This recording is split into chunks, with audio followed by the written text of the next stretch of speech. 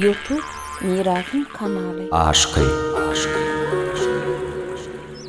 19-njy asr türkmen edebiýatynyň görnükli wekili, ajaýyp şahyr Aşkyň eserlerinden düzülen şygyrlar çemeni, oň ylma belli ähli eserlerini öz içine alýar. Şahyryň şygyrlaryny okan islenlik okuyucu, oň dürli öwüşgünli şygyrlar dünýäsine syýahat eder. Aşkyň şygyrlary jemgyýet, insan ahlagy, söýgü barada şahyrana duýgulary özüne jemleýär. Türkmen edebiýatynyň şanly sahypalaryna münasip orun alan şahyryň şygyrlary şuňky we geljekki nesilliň ruhu kämilligi üçin gymmatly ruhu hazynadyr.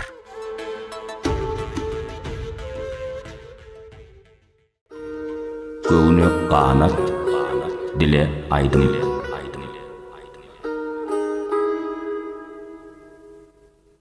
Erit halkym.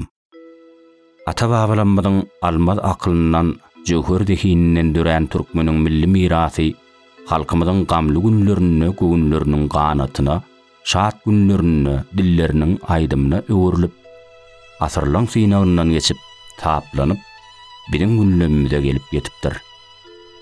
Her bir sözi gazaly gaplanmaly nakyllardyr atalar sözi, eneleň süýji arzuwlar siňen hüwdiler, türkmen gözelleriniň inçe duýgularyna eýlenen monjugatdylardyr läleler, pederlenmediň durmuş tejribesinden hekayetlerdir tymsallar, mahlasy türkmen geçmişiniň müň ýyllyklara udayan taryhy we medeni durmuşyny şöhrelendirýän milli mirasymyz, berkarar döwletimiziň bagtyarlyk döwrüne täze rewişde ýalkymsatýar.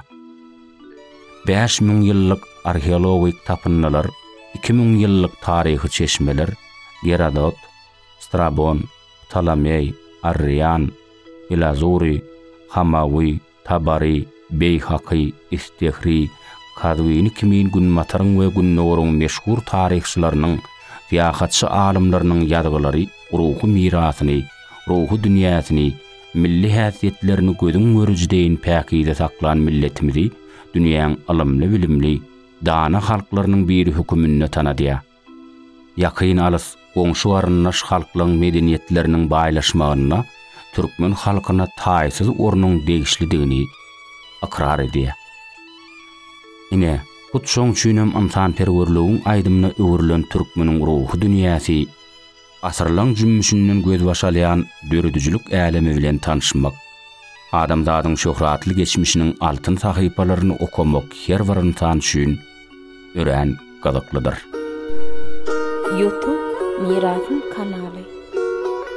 Erit okuyucular, sagdyn aňy, giň göziýetimi bilen tapawutlanýan türkmen halkynyň şanly geçmişi, adamzat kalbyny hejana salýan ruhu mirasy geçmişde de bugünem dünýä halklarynyň iňňän ýokary bahasyna, çäksiz hormatyna münasipdir.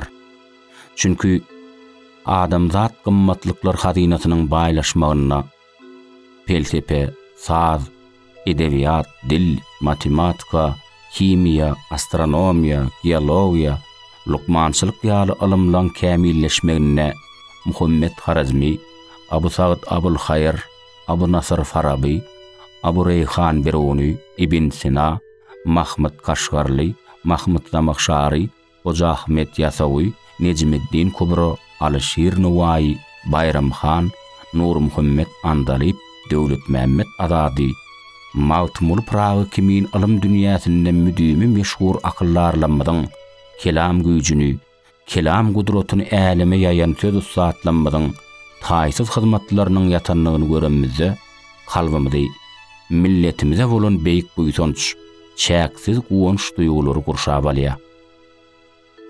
Aňarsyna wärsine göz ýetmez, çäksiz hemde düýpsiz dürüdüjilik ummanyny döreden beýik şahslanmadyň mirasy, ýyllaň, asyrlaň, müň ýyllyklaryň dowamyna zähmetiň, zehiniň hemde alhamyň sazlaşygynyň miwesi bolan ruhu baýlyklarymyz täzeden galkynýan jemgyýetimiziň ruhu çyragydyr. Dostlugy, doganlygy, insan perwerligi ünleýän aňyetimiziň egsilmez hazynasydyr, midemez nuswatdyr. Göz başyna alaslardan hem asırlardan alıp qaydayan Türkmenin milli mirasy bi akallar alımlanmadan dünýäni müdümi hayrana goýýan alym dünýäsidir. Şirin nagmaly, hoş tedaly söz osatlanmadan insan kalbyna, insan ýüregine, ruhy melhem merci, şoň many maňyzly, şekerden datly söz botsanydyr. Adamzadyň kalbyna nepis duýgulary oýarýan, zehini taplayan, iň ajaýyp, iň gödel, iň näzik bu miras geçmişe, şuny hemde geljege çäksiz buýsanç we uwunç duýgularyny döredýän ruhy güýçdür. Biziň baky diriligimizdir. Oğdunama, Gorkudata, Görogly, Şatenem garyp, Zöhrü Tahir, Sayatly Hemra kimin dürdäni eserlenmez milletimiziň eýsilmez ruhy gorudur. İnsan ýüreklerini ysnyşdyrýan, dostlugy, dogonlugy wagt edýän adamzat pähminiň ürän seýrek duşýan ajaýyp dürdänelerdir.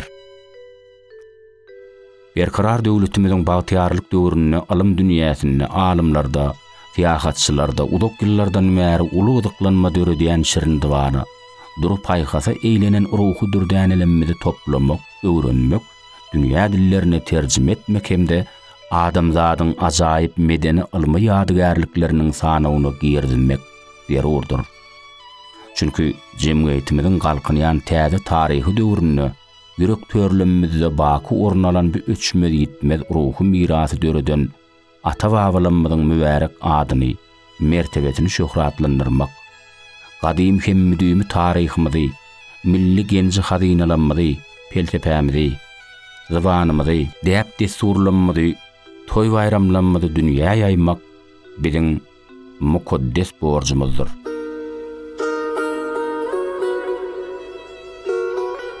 Mehriban okuyucular, sizin elinizde Türkmenistanyň Alymlar Akademiýasynyň Milli Golýazmalar Institutunyň taýýarlanan ajaýyp kitaby. İnsaniýetiň baş baýlygy, oň sermaýasy kitapdyr. Söz saatlarynyň ilham zehininden kemale gelen nepis edebi eserler, şairler diwanlary, şanly geçmişden töhwadaçýan taryhy, ilmi kitaplar insan üçin ajaýyp sowgatlardyr. Bu ýutançly geçmişimiziň, baý ruhy dünýämiziň aýrylmaz parçasy bolan şeýle ajaýyp kitaplar, berkarar döwletimiziň bagtyarlyk döwrüne gözellikde, nepislikde we şirinlikde durmuş ýörülgämize, taryhymyzyň dowamatlylygynyň, durmuş guruluşymyzyň midemedliginiň ruhy we maddi esasyny üçin edýän gymmatlyklara öwriljekdigine berk inanýan, şeýle eserleň höwrüniň köp bolmagyny tüýs yüregimden arzu edýän Türkmenistanyň prezidenti Gurbanguly Berdimuhammedow.